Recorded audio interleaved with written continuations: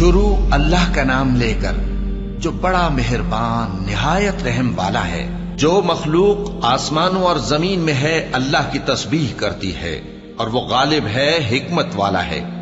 آسمانوں اور زمین کی بادشاہی اسی کی ہے، وہی زندگی دیتا ہے اور وہی موت دیتا ہے اور وہ ہر چیز پر قادر ہے۔ وہی اول اور وہی آخر اور اپنی قدرتوں سے سب پر ظاہر اور پھر بھی پوشیدہ ہے، اور وہ ہر چیز کا خوب جاننے والا ہے۔ وہی ہے جس نے آسمانوں اور زمین کو 6 دن میں پیدا کیا، پھر عرش پر جلوہ افروز ہوا۔ جو چیز زمین میں داخل ہوتی اور جو اس سے نکلتی ہے، اور جو آسمان سے اترتی اور جو اس میں چڑھتی ہے، سب اس کو معلوم ہے۔ اور تم جہاں کہیں بھی ہو وہ تمہارے ساتھ ہوتا ہے، اور جو کچھ تم کرتے ہو اللہ اس کو دیکھ رہا ہے۔ آسمانوں اور زمین کی بادشاہی اسی کی ہے، اور سب معاملات اسی کی طرف رجوع ہوتے ہیں۔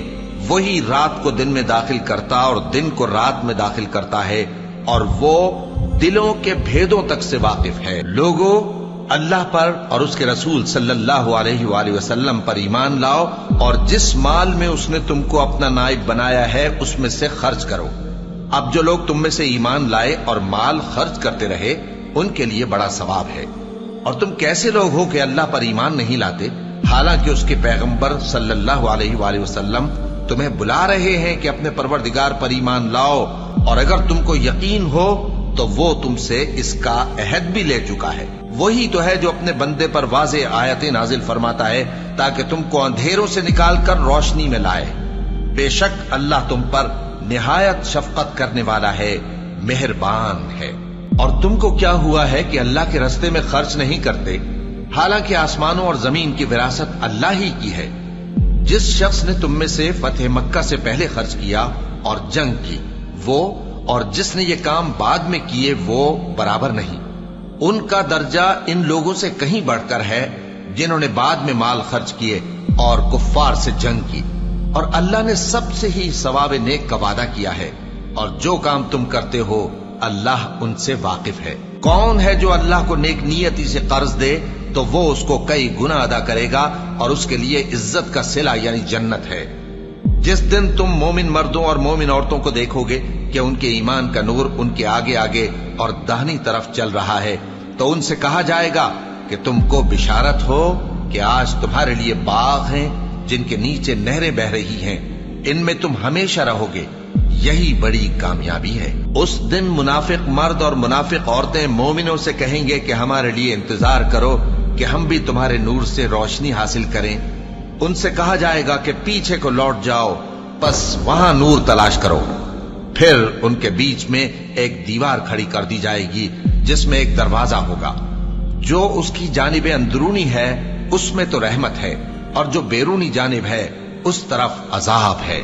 تو منافق لوگ مومنوں سے کہیں گے کہ کیا ہم دنیا میں تمہارے ساتھ نہ تھے؟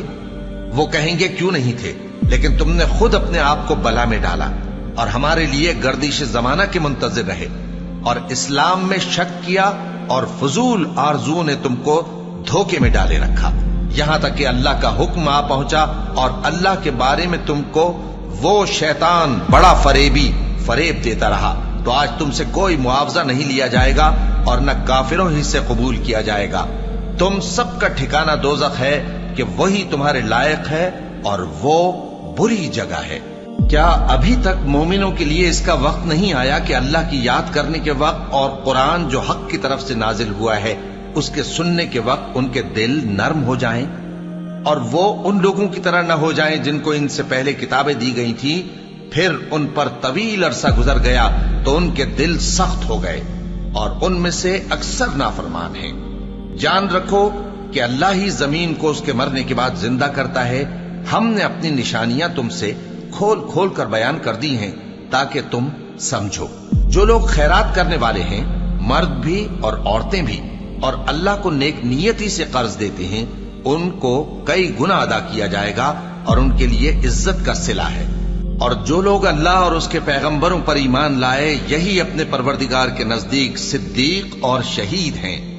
ان کے لیے ان کے اعمال کا صلہ ہوگا، اور ان کے ایمان کی روشنی بھی ہوگی۔ جن لوگوں نے کفر کیا اور ہماری آیتوں کو جھٹلایا، وہی اہل دوزخ ہیں، جان رکھو کہ دنیا کی زندگی محض کھیل اور تماشا اور زینت و آرائش اور تمہارے آپس میں فخر و ستائش اور مال و اولاد کی ایک دوسرے سے زیادہ طلب و خواہش ہے۔